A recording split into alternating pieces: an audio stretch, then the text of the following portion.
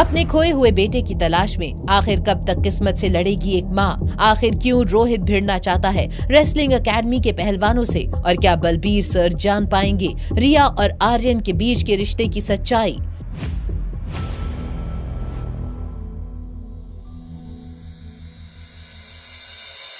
जैसे ही रोहित के कदम बलबीर सर की एकेडमी में पड़े, वैसे ही बलबीर सर ने आर्यन को रिया समझ लिया। रिया का नाम सुनते ही आर्यन के मन में खतरे की घंटी बज चुकी थी। आर्यन समझ गया था कि कहीं न कहीं बलबीर सर रिया को जानते थे, इसीलिए सिचुएशन को बड़ी ही होशियारी से संभालते हुए आर्यन ने कहा, मैं रिया नहीं आर्यन हूँ।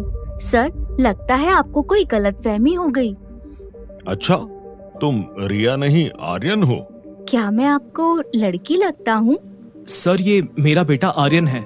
मैं चाहता हूँ कि आप इसे मार्शल आर्ट सिखाएं। क्या सच में ये तुम्हारा बेटा है?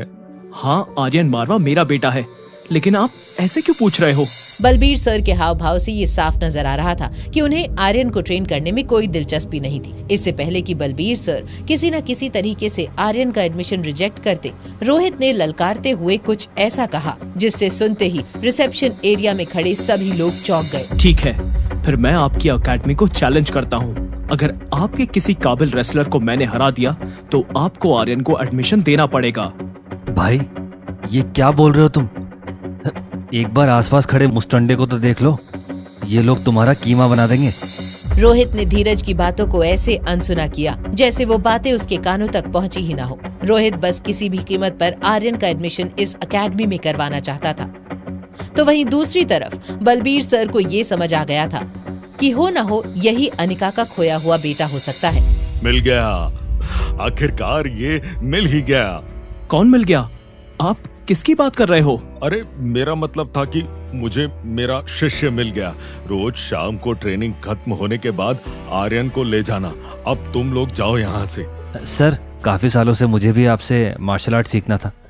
मुझे भी आप अपना स्टूडेंट बना दीजिए। बिल्कुल नहीं। तुमने ये सोच भी कैसे लिया कि तुम मेरे स्टूडेंट बन सकते हो? मेरे स्टूडेंट बनने के लिए पहले काबिल बनो। बिना किसी हिचकिचाहट के बलबीर सर ने सरेआम धीरज को जलील कर दिया था। इसके पहले कि धीरज हिम्मत जुटाकर बलबीर सर को कुछ बोल पाता, वो आर्यन का हाथ पकड़कर ट्रेनिंग सेंटर की ओर चले गए। मुझे रिजेक्ट करके आप आर्यन जैसे बुद्धू और कमजोर लड़के को एडमिशन दे रहे हो? एक दिन ये आपकी एकेडमी को ले डूबेगा और उस दिन आप जरूर पछताओगे। धीरज, गुस्से में कुछ भी मत बको। अगर सर ने मना किया है तो कुछ ना कुछ कमी देखी होगी तुम्हारे अंदर। माना कि मैं तुम्हारे जितना इंटेलिजेंट नहीं हूँ, लेकिन आर्यन जितना बेवकूफ भी नहीं। आखिर मुझ में क्या कमी है? एक छोटे बच्चे के साथ खुद को कंपेयर कर रहे हो और तुम पूछ रहे हो क्या कमी है तुम में? रोहित की इस बात का धीरज के पास कोई जवाब नहीं था। वो गाड़ी में बैठकर वहाँ से निकल गया। वहीं दूसरी ओर बलबीर सर आर्यन को ऑफिस में ले जा रहे थे। एकेडमी की खराब हालत देखकर बलबीर सर ने कहा, एकेडमी को मरम्मत की काफी जरूरत है। मैं भी अब बूढ़ा हो रहा हूँ, इसलिए मैं चाहता हूँ कि कुछ सालों बाद मेरे होनहार स्टूडेंट इस एकेडमी को आगे बढ़ाएं। आज से तुम मेरे शिष्य हो और मैं इस बात से बहुत खुश हूँ। मेरे एडमिशन की वजह से?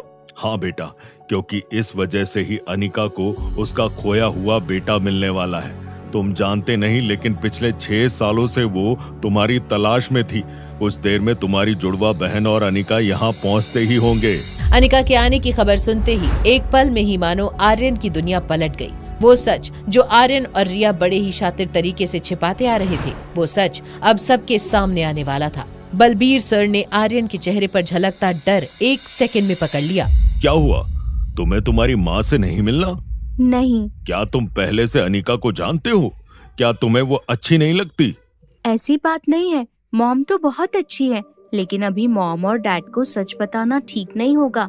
इसलिए मैंने और रिया ने डिसाइड किया है कि जब तक मॉम दादी माँ का ऑपरेशन ना पूरा कर दे, तब तक इस बात को राज रखेंगे।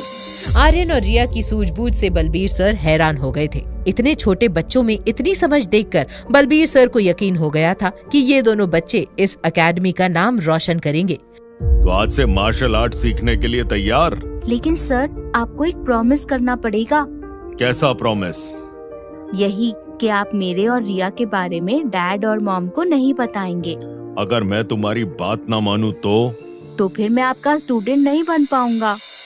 इसके पहले कि बलबीर सर और आर्यन किसी नतीजे पर पहुंच पाते, उन दोनों को रूम के बाहर किसी की हलचल की आवाज आई। दोनों हैरानी से दरवाजे की ओर देखने लगे। बलबीर अंकल, कहाँ हो आप? मेरे आने की खबर सुनकर क्या आप छुप गए? रिया,